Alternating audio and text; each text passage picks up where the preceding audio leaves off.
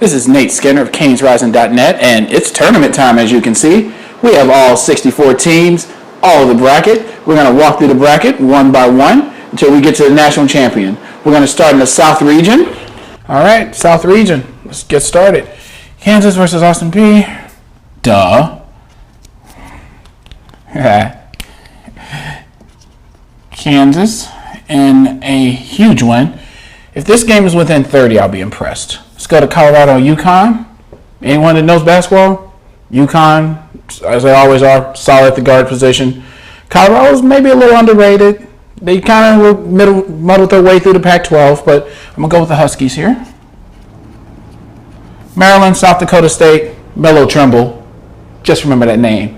He's been struggling from three, but he's still Melo Trimble. He's still legit. Maryland. California, Hawaii. If you haven't heard, California's had some issues with an assistant coach who was recently fired for sexually harassing a beat reporter in Berkeley. Hawaii's solid. However, Jabari Bird, the Cal guards, it's just too much for the Rainbow Warriors. All right, this is the first of the first four matchups. The winner of the Vandy-Wichita State game, which were the Shockers versus Arizona Wildcats. Wichita State, a lot of senior leadership. They've made runs in the tournament before. Arizona's not the program they once were. This game's probably going to be one of the better first-round games, but I'm going to take the Shockers in a close one. Canes versus the Bulls. Buffalo can't stop a nosebleed. Canes can score. Canes by 15. All right, Iowa Temple. Temple is a Fran Dunphy team. They're going to defend you 90 feet. They're going to run you to death. Brandon DeCozy is a very good guard. Iowa struggled. This isn't a new thing. They've struggled at the end of seasons for like the last 2 years.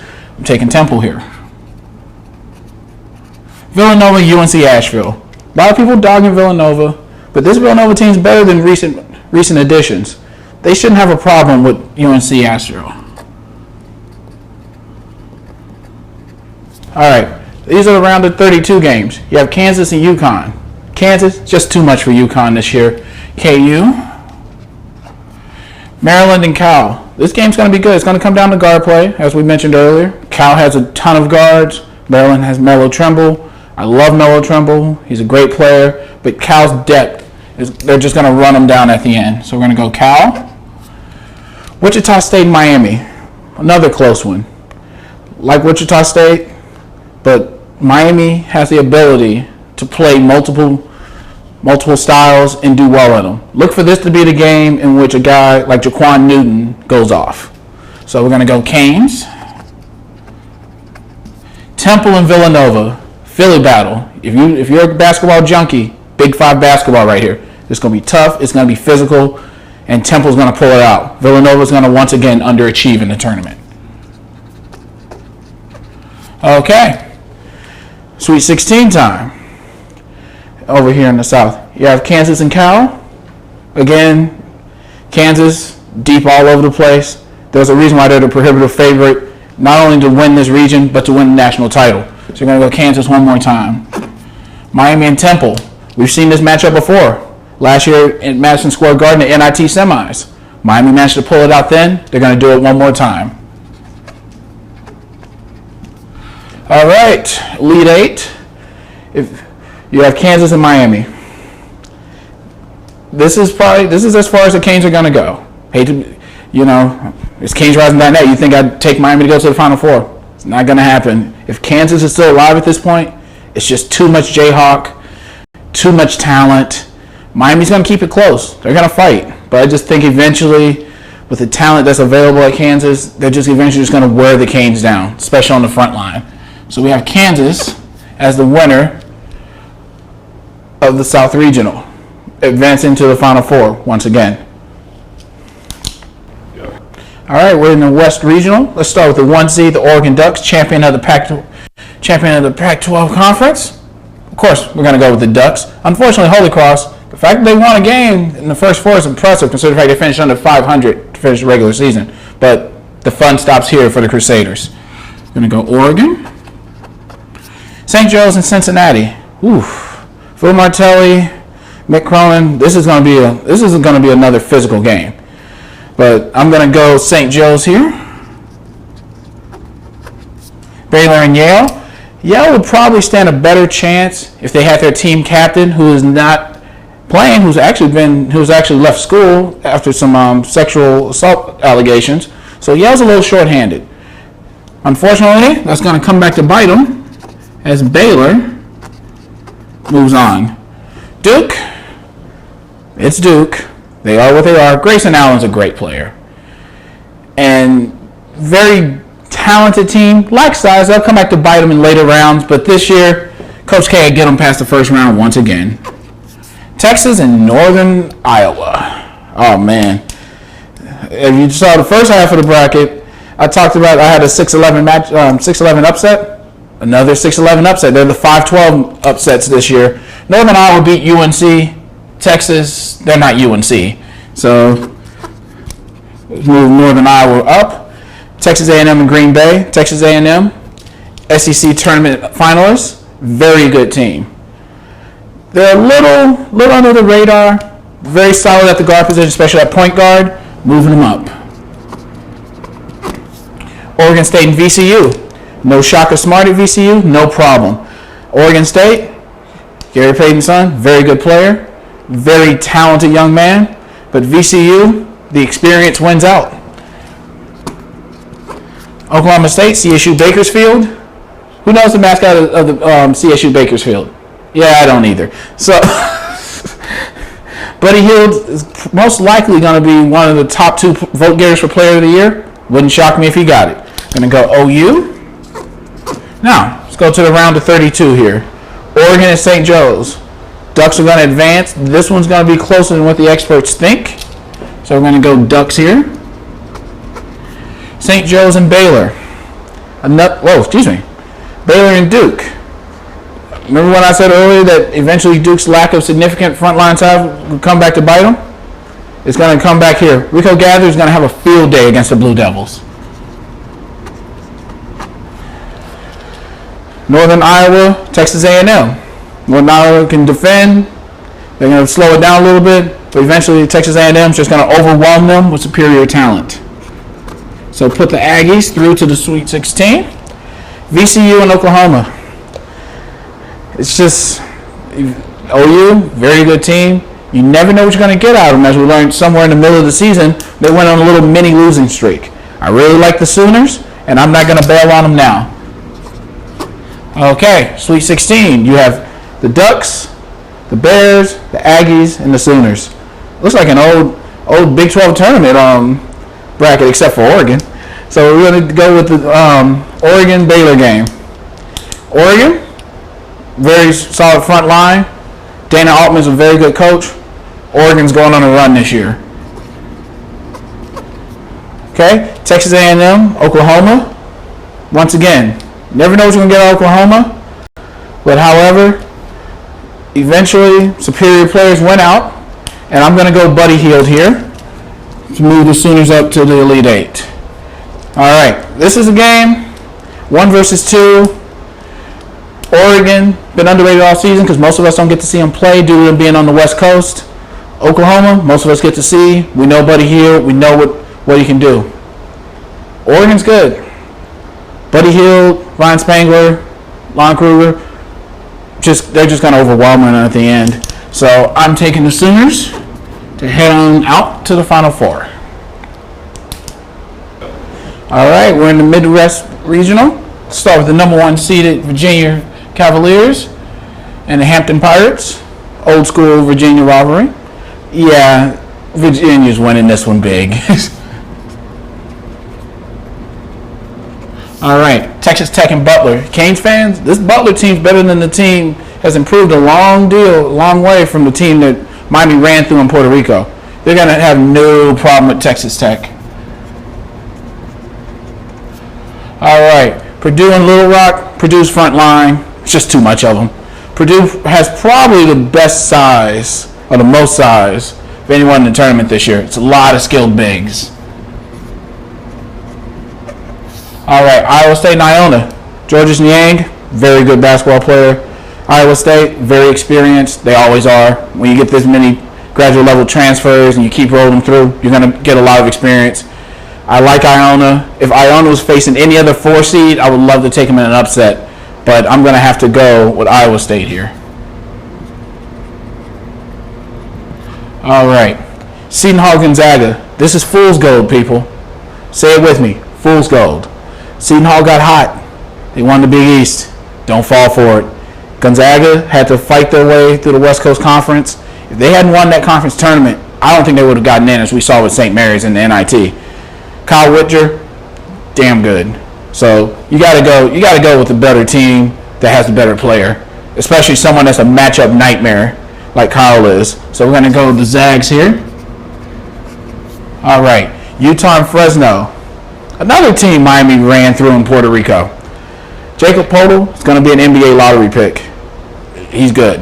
He's a legit player. He's a legit big. He can finish at the rim. He can do it all.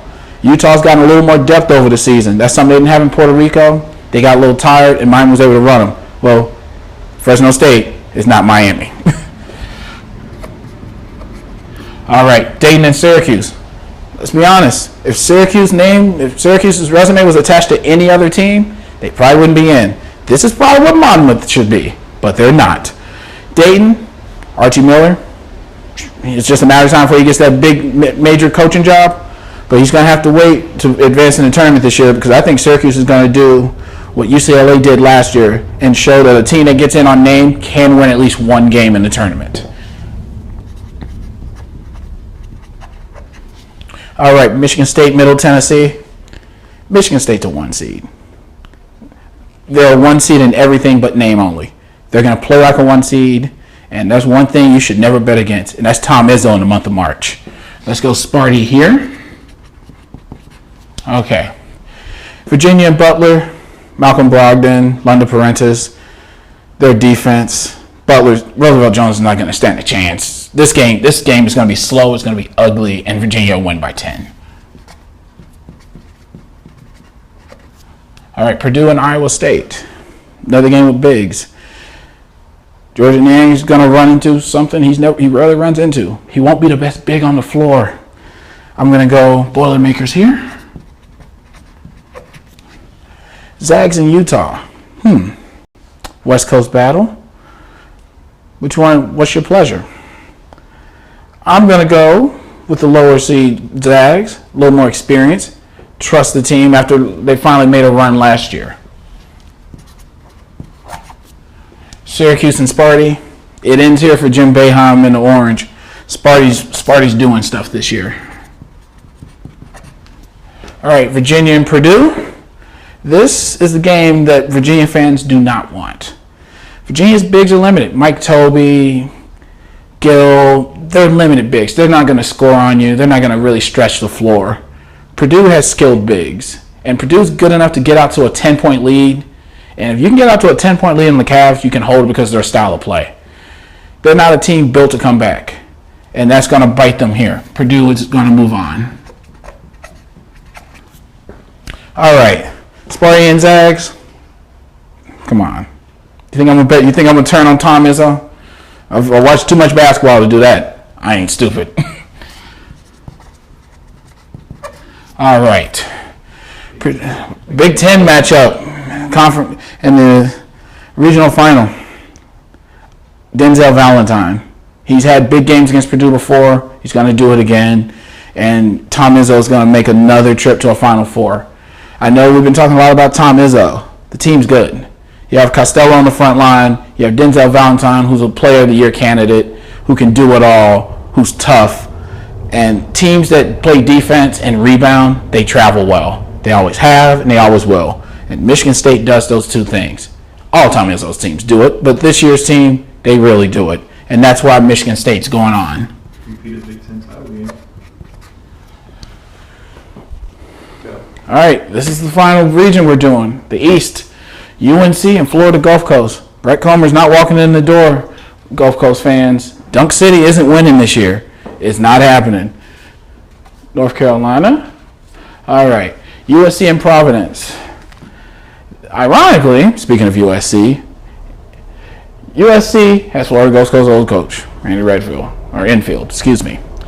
Providence has the best overall player in this game, and Chris Dunn. It's tough to go against the Trojans in this matchup, but I really like the Friars here. All right, Indiana and Chattanooga. Indiana's scrappy. They have Yogi Ferrell. I think he's an underrated point guard. I really like how they can defend you. I really like they can stretch the floor at times. I'm going to go IU here. Kentucky and Stony Brook.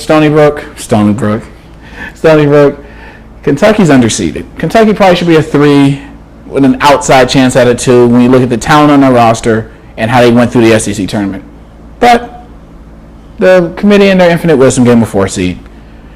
That's the worst thing that could happen to UNC because they're going to have to see these guys because Kentucky's moving on. Okay, Notre Dame and Michigan. No, it's not a good football game. I really like Notre Dame. I think from seeing them twice when the Canes played them and seeing them throughout the ACC season, very talented basketball team. Mike Ray's a great coach, but Michigan is going to work on a little bit. They can shoot the 3. They can do a lot, especially when it comes to stretching the floor with their guards. However, playing in the first 4, being inconsistent, giving up a ton of offensive rebounds like they did against Tulsa, that's going to bite them. They do it against Notre Dame, they'll lose, which is what I have them doing. West Virginia, Stephen F. Austin, Bob Huggins. His players don't graduate, but they know how to run the press, and they're moving on easily. All right, Wisconsin and Pitt. Pitt's been mediocre this year. Not great size. They're not really great at any one thing, but they win a lot of games. However, Wisconsin's hot as a firecracker. There's a reason why. They can score, they can defend, they do all the things Wisconsin usually does well. And they're going to be moving on here. Xavier and Weber State. Xavier's moving on, we know that.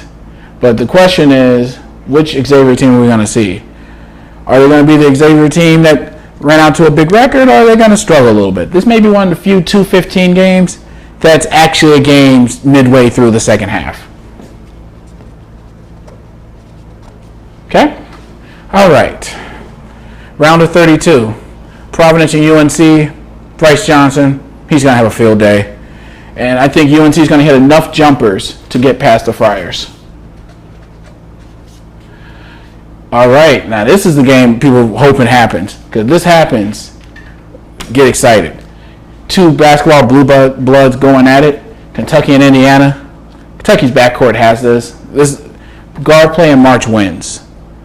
And when you have Murray and Ulis, you're going to win.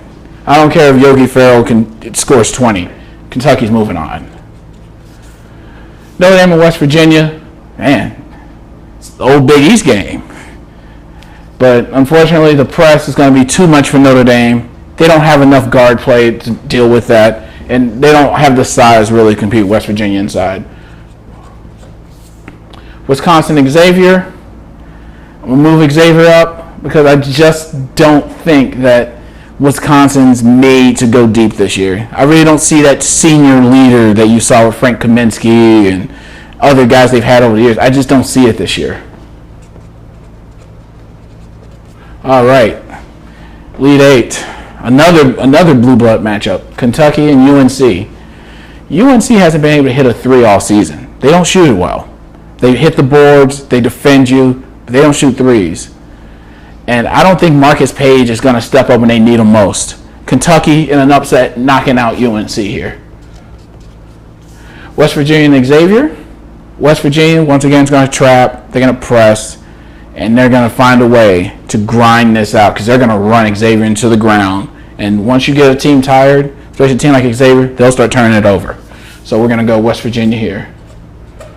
All right, Kentucky and West Virginia. One of the few in which there isn't a 1 seed going. All right. Kentucky, again, underseeded. This team has talent. When you recruit like John Calipari, you will have talent. West Virginia, Bob Huggins. This is the Bob Huggins team. A skilled big, guards that can get after you. They're going to defend you for 90 feet, and they're going to make you play disciplined basketball in order to win. However, Kentucky has a guard play. They're hot right now. And I'm going to go Calipari's talented crew to make it to the Final Four and complete the Final Four part of this bracket. All right, this is the Final Four. I have Kansas, I have Kentucky, I have OU, and I have Michigan State. A lot of blue bloods in that group. Let's start with this side of the Final Four, which is Kansas and Oklahoma. Big 12 matchup. They've seen each other before, and that's going to make for a better, more entertaining game. Perry Ellis from Kansas, Buddy Hield from Oklahoma. You got Kansas's athleticism, Oklahoma's ability to stretch the floor.